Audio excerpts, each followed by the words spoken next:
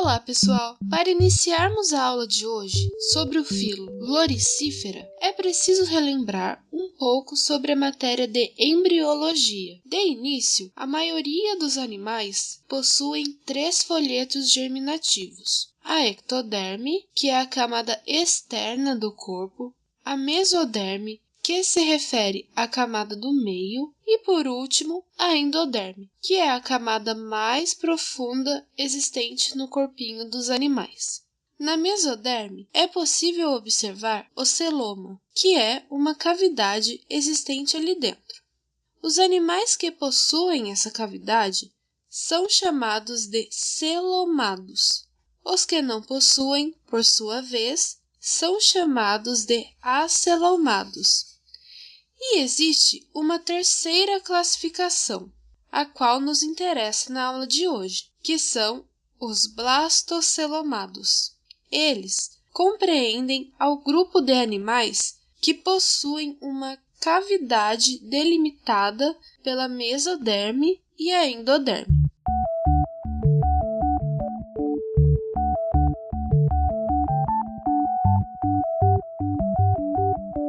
Com essa revisão, podemos dar início de fato à aula.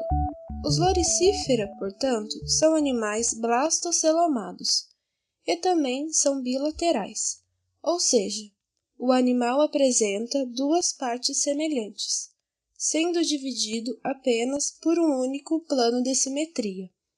O filo Loricífera foi descoberto em 1983 por um zoólogo dinamarquês chamado Reinhard Christensen. Esses animais foram descobertos recentemente por causa de seu tamanho e de sua camuflagem em cascalhos e conchas depositadas no substrato marinho. Para coletá-los, foi preciso submergir uma amostra das águas do mar em uma amostra de água doce, fazendo com que aqueles animais se desprendessem de seus cascalhos. Assim, foi possível estudar mais sobre eles e sobre suas características. Inicialmente, descreveram apenas uma espécie desse filo, os nanalóricos místicos. Com eles, foram extraídas várias informações, deduzindo que fossem únicos, mas, logo depois, foram descobertas e descritas outras espécies.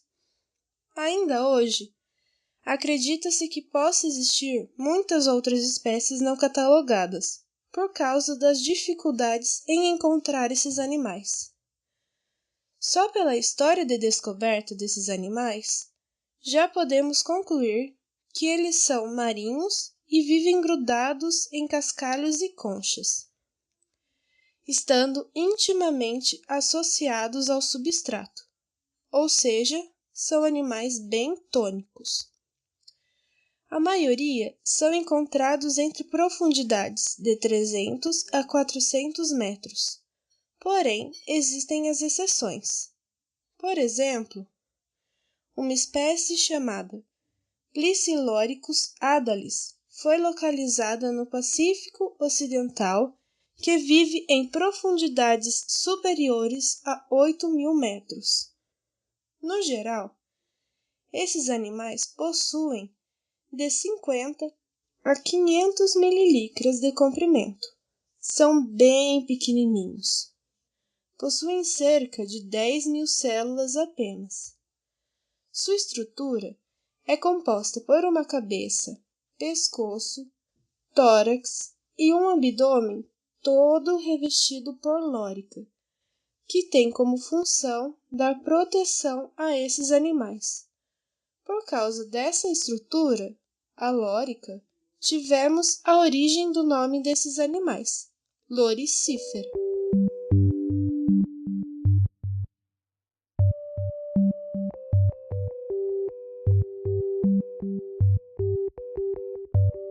Sobre a morfologia dos loricíferas, é importante saber que eles têm o corpo dividido em cabeça, tórax e abdômen. E apesar de serem muito pequenos, eles apresentam cerca de 10.000 células. Isso permite a eles exibir uma notável complexidade estrutural. Algumas espécies já foram encontradas em sedimentos sem oxigênio. Isso é possível, pois elas possuem estruturas semelhantes a hidrogenossomos.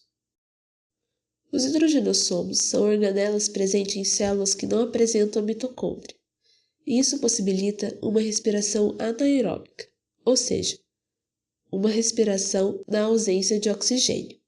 Sobre as regiões do corpo, a região da cabeça é chamada de introverte, o qual possui muitos espinhos recurvados, e esses espinhos recebem o nome de escálides, e eles estão localizados na superfície da cabeça. A boca está localizada no final de um cone oral, que se projeta do introverte e é circundada por estiletes orais. E o ânus é localizado do lado oposto à boca, em um cone anal posterior. O colo, ou tórax, é constituído por vários segmentos e ostenta inúmeras placas que provavelmente protegem a extremidade anterior quando ela é retraída. A retração é uma característica muito importante dos loricíferos, pois eles são capazes de retrair a cabeça e o tórax para dentro do abdômen. E por último, a parte abdominal do corpo desses animais. A parte abdominal é a parte posterior do corpo.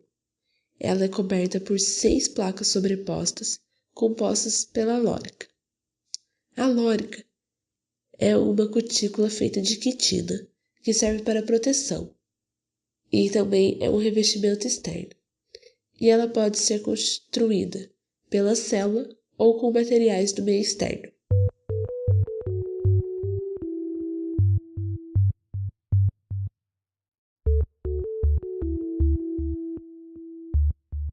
Em relação aos sistemas, o filo não possui sistema circulatório, endócrino ou respiratório, mas um dos sistemas presentes é o sistema digestivo. Em relação a ele, o filo apresenta uma introverte na região anterior, ou seja, na parte de cima. A boca se abre no final da introverte, na qual pode-se observar um cone oral.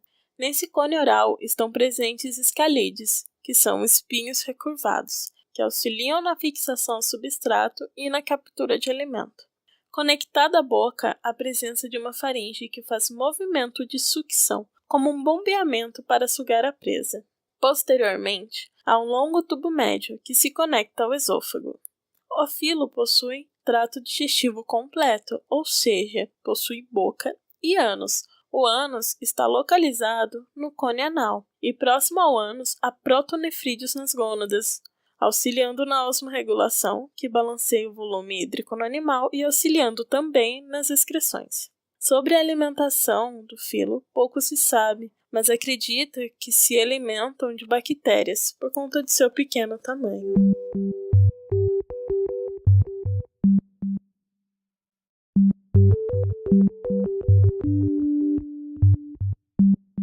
Bom, o sistema nervoso do filo loricífero é muito pouco conhecido, devido à dificuldade de recolher espécimes vivos e por ter sido um filo descoberto há muito pouco tempo.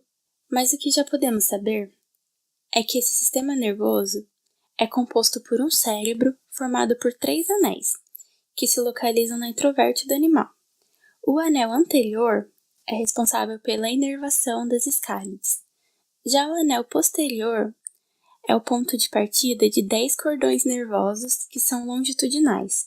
2 desses 10 cordões nervosos se unem para formar um cordão ganglionar principal. Esse cordão ganglionar seria um aglomerado de células de neurônios, que tem uma suposta função sensorial.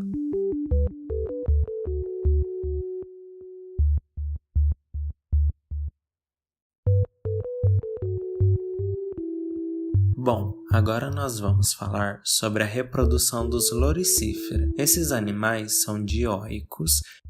Em alguns livros também é encontrado o termo gonórico. Mas você sabe o que isso quer dizer? Isso significa que são animais contrários aos hermafroditas. Ou seja, eles vão apresentar sexos separados. Um indivíduo é macho e um indivíduo é fêmea.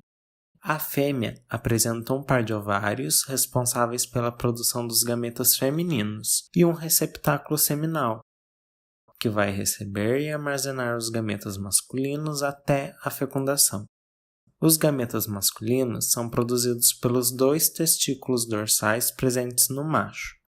Além de serem dioicos, esses animais também apresentam dimorfismo sexual. As fêmeas e os machos se diferem fisicamente, no formato e no número de escálides. Acredita-se que a fertilização desses animais ocorre internamente. Agora, entrando na parte de ciclo de vida, já se sabe que o desenvolvimento dos Loricifera é indireto, logo, vai se ter a presença de um estágio larval dentro do seu ciclo de vida.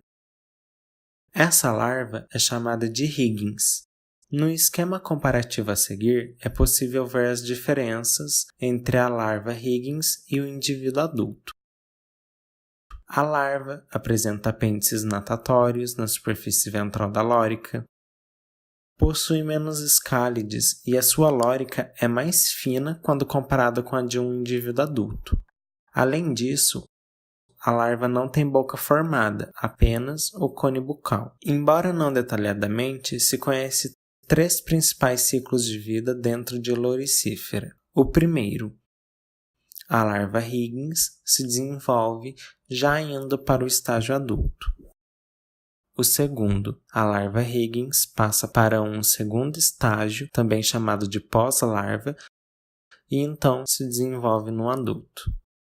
O terceiro estágio, a larva Higgins, passa para um estágio de neotenia, ou seja, mesmo ela estando em um estágio larval, ela vai atingir a sua maturidade sexual, e então vai ocorrer a produção de 4 a 12 novas larvas, que se desenvolverão em fêmeas e machos adultos. Dentro desse mesmo ciclo, pesquisadores observaram que em algumas espécies teve um outro estágio, o de cisto.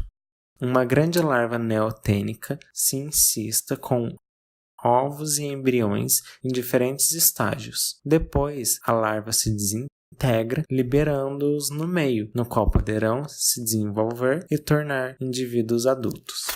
Bom, pessoal, esperamos que tenham gostado da aula de hoje e que tenham aprendido mais sobre o filo Loricifera.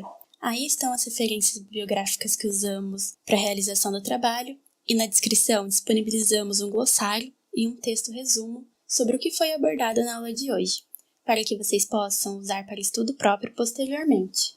Obrigada e até a próxima!